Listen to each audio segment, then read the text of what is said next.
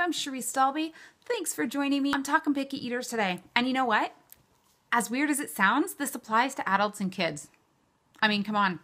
Some of y'all are picky eaters and you know it, but I'm addressing it mostly from a child standpoint. However, I'm sure you'll be able to find great ways for you to apply this to yourself as well. We're talking about picky eating from a very practical standpoint today. However, there is some awesome information that's really important for you to know. So we're going to get right into it because y'all know I don't want to waste your time. Why are our kids picky eaters? Why do we have picky eaters? That's a really good question to answer. Now, often I have clients work through more of the, could it be an emotional thing? Is it a physical thing?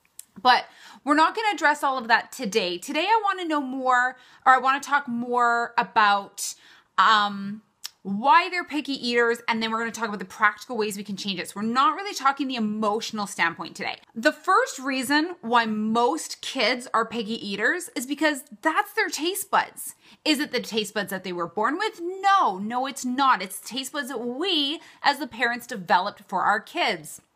It's often that we do it because we don't know any better. We haven't been taught. I remember going through that process myself of trying to figure out for my kids, where do I start? What am I going to do if I start them on this and not that? And so it's overwhelming because there's so much misinformation out there. We don't even know where to start, okay? So I'm not pointing blame. We develop their taste buds right off the bat. If we don't do a good job with variety or the types of foods, that's how we're starting them off. Once we realize that it starts with us, we also understand that we can change it, guys. There is absolutely the possibility of changing it, and it's not nearly as hard as you think. And I'm going to get into the practical stuff at the end, so don't go anywhere. Another reason why they could be a picky eater is because they get what they want. What I'm saying is that we will make them what we know they'll eat because we don't want them to starve, or we make food they say they don't like it, so we make them something else. I'm talking more from that standpoint of we're so scared that they're not going to eat that we'll give them whatever they will eat. So common, you are not alone, but that's one reason why we develop picky eaters. And then what I address often with parents, it's often a trust issue as well. When I say that, I'm not saying your child doesn't trust you, but I'm saying that there's a trust issue. Now understand parenting with me for a second. Parenting is this constant kind of push and pull between parent and child of us trying to keep them safe and them saying, trust me, let me try something new. And we're like, okay. And then we're like right there in case they fall. It's that constant push and pull, right? So in this push-pull relationship, when it comes to food, we often take so much control of our kids' food that we don't show them that we'll let them make mistakes. Okay, so we've covered the why. So how can we change that? Well, an interesting fact you may not know, which is huge for people to understand, especially if you're also a picky eater as an adult, is that your taste buds only live for 10 days, guys. That's it. So the sad part about that fact, guys, is that if your child is a picky eater or you're a picky eater, that means they're consistently giving crap in those 10-day periods every single time. That taste bud won't go away, guys. It won't go away. And 10 days is not nearly as long as you think. To think that you might have fed your kid bad food for like 8 years and that in 10 days you can change their taste buds is an incredible thing to know.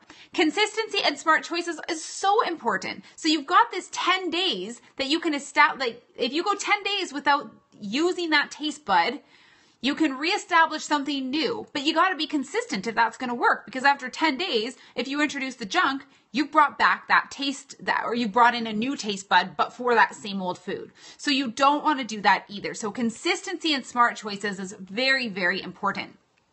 And then of course, you have to remember that healthy foods, they can't compete with junk foods. They just can't. They're not made to. Junk foods are made with lots of sugar and salt and fat in order that your taste buds start to need those things. So if you try and mix the junk food in with the health foods, it's not going to work. So you actually have to remove the junk foods and introduce the health foods to establish those taste buds, okay? And then, of course, you need to show your child that you trust them. Going back to that trust issue, you've got to establish this trust when it comes to the foods. And I'm going to tell you some practical ways to do that right now, because this is really important that we're actually given the tools. My rules always come from a family standpoint. So important for you to know that, because if you come at it from a hierarchy perspective of, okay, this is what we're going to do now as a family. Nobody's going to be on board with you. And then you're going to be like dragging them along, kicking and screaming, and it's not going to work. So you need to establish this as a family, everything I'm talking about. So as a family, remember, all my rules come as a family, okay? These are how you're going to help your picky eater broaden their palate and become healthier eaters. As a family, you're going to come up with a set of table rules that are appropriate for everybody. Everybody will feel like they're willing to abide by these table rules. As a family, you're going to write out a plan for how you're going to get healthy and make it a 2-week plan. So nothing totally out there and something that everybody can kind of see the end to. But at the end of that, you establish a new 2-week plan, okay? Don't just go back to where you were, please. Next, you got to stop rewarding with food. Absolutely stop that like today, right now. Stop rewarding with food. Establish trust with them. I talk about this all the time. You have to establish trust. It's okay if they don't do this perfectly, if they don't abide exactly by the rules. Let them make their mistakes and learn from them. Get my free healthy eating checklist just to help you work through some ideas of the things you could create in those 2 weeks, or join my private Facebook community group. Totally free, but I can help you work through this process as you're going through it. And then very last is to stay committed and to stay consistent, and believe me, it will work. All right, you guys rock. Bye.